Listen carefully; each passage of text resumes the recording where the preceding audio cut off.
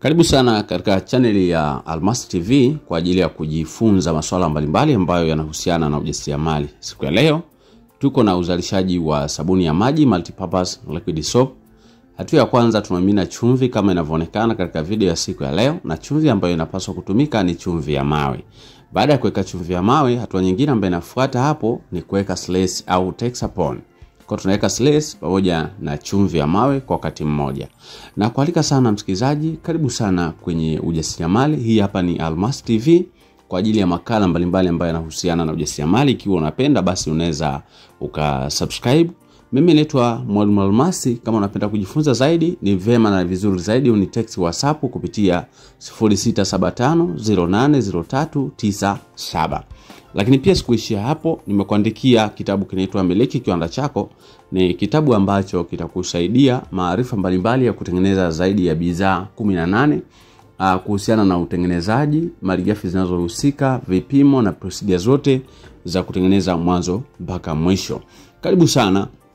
Na kumbuka, ujasiriamali siku zote ni kujikubali na kuona kwamba kila kitu kinawezekana. Sasa hapo tumeweka chumvi pamoja na silice na tukakoroga kwa muda kadhaa. Baada ya kukoroga kwa muda kadhaa, tunaanza kuweka maji jagi moja moja kila baada ya muda fulani. Ni vizuri sana msikilizaji kujifunza, kwa sababu unapochukua hatua ya kujifunza, unajifunza paka na vipimo vya chumvi, vipimo vya silice, vipimo vya soda ash, kila kitu unajifunza kipimo chake. Kwa hiyo karibu sana msikilizaji, na unapokuwa unazalisha sabuni yako, zingatia sana jambo la vipimo, kwa sababu ni muhimu sana. Ikiwa hutazingatia vipimo, basi unaweza kutoa bidhaa ambayo haina ubora wowote. Kwa hiyo ni muhimu sana kuzingatia vipimo, na hata pia unapozidisha vipimo pia unaweza kutoa bidhaa ambayo haipo sahihi. Kwa hiyo ni muhimu sana kujifunza.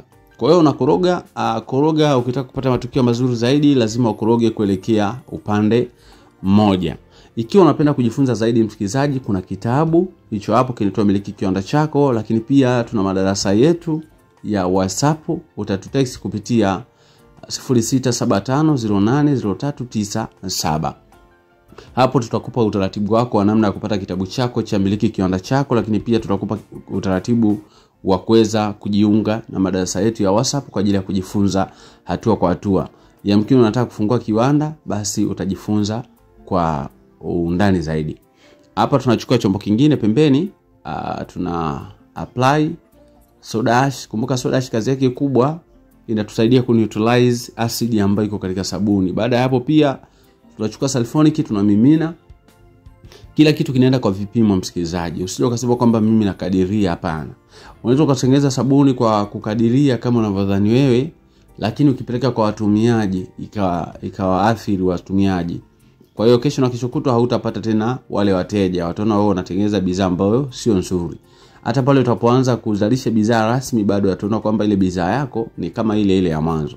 Kwa unachozungumzia ni muhimu sana kujifunza kabla haujaanza kuzalisha, kwa sababu unaweza kuanza kwa kuzalisha ukajaribu, baadaye ikaleta matokeo ambayo sio mazuri kwa watumiaji, na kesho wasikuamini tena. Na ukishaondoa imani yako kwa wateja, mpaka kuja kuirudisha na kazi ngumu sana, na usiweze tena pia.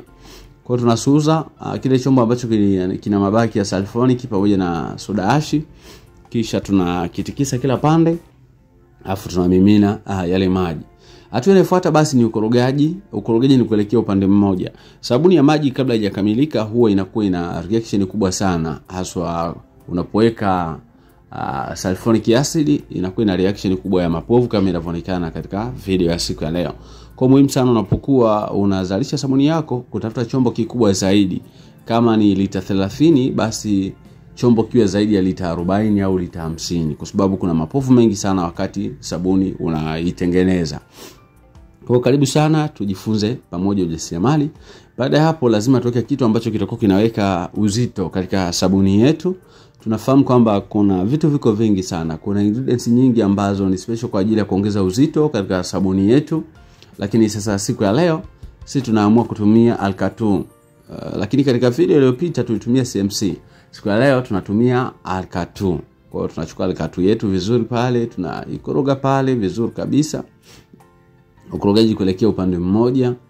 Unakoroga vizuri, kwa sababu endapo kama utatumia CMC basi naomba utumie maji ya moto, kwa sababu usipotumia maji ya moto ile ina tabia ya ya kujitenga na kutengeneza mabonge. Kwa hiyo italeta matokeo ambayo sio mazuri, au sabuni yako kujitenga, au wakati mwingine pia sabuni yako kuwa na mapunje ambayo sio mazuri kwa wateja wako. Baada ya kukoroga vizuri na kuhakikisha kwamba imeyeyuka, tunaweka kwenye mkorogo mkubwa na tunakoroga kwa pamoja. Msikilizaji na mtazamaji, sio lazima uwe na mashine ndio uanze uzalishaji. Unaweza kuanza uzalishaji na mpini wa jembe kama unavyoonekana, mti, mwiko. Unaweza kuanza navyo kwa sababu ujasiriamali ni kukubali kwamba kila kitu kinawezekana. So usisubiri kuwa na mitambo mikubwa ndio uanze. Anza katika hatua ndogo ya chini. Kadri unavyozidi kupanda, basi na wewe unajitengenezea mazingira mazuri kupata faida, unawekeza, unatengeneza mazingira ambayo yanakuletea tija ya kuwa na muendelezo mzuri, kama vile kununua mashine zako mwenyewe au kununua vifaa vingine ambavyo vitarahisisha kazi. Baada ya hapo tunaweka perfume. Na perfume nzuri unaweza kutumia lavender, unaweza kutumia strawberry, unaweza kutumia yomo, unaweza kutumia pink passion, unaweza kutumia rosemary na perfume zingine zote ambazo ni nzuri. Baada ya kuweka perfume, msikilizaji, hapa tuko kwenye hatua za mwisho kabisa. Hapa tunaweka citric acid. Kwa hiyo citric acid tutakoroga na tutaiacha baada ya muda. Kwa karibu kwenye madarasa, karibu pia upate kitabu chako.